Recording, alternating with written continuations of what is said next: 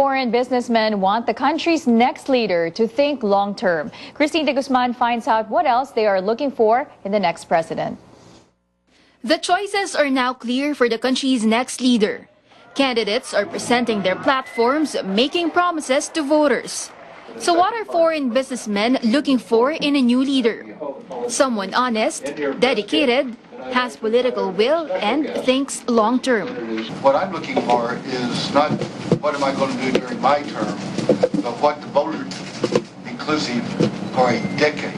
They're also looking for a president who is determined to push for economic reforms.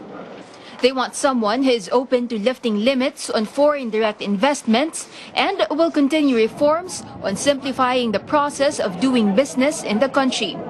They also named priority bills that they want to be tackled by the next leadership, such as the Bangsamoro Basic Law, rationalization of taxes, and Freedom of Information Bill.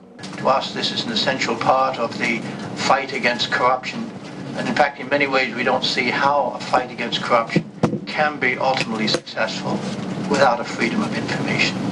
And just like any other citizen, they also want solutions to pressing issues such as traffic congestion, poor mass transit system, and slow internet connection. I think we need basically a super internet in order to be in a position to stay competitive and move forward. The Joint Foreign Chambers of the Philippines plans to invite top presidential candidates, Vice President Jejomar Binay, Senator Grace Poe, former DILG Secretary Mar Rojas, Senator Miriam Defensor Santiago, and Davao City Mayor Rodrigo Duterte at the Arangkada Philippines Forum on March 1st to lay out their platforms to the business community. The Arangkada Forum is an annual gathering of key personalities from various industries and government to assess the foreign group's recommendations on how to improve the country's investment climate.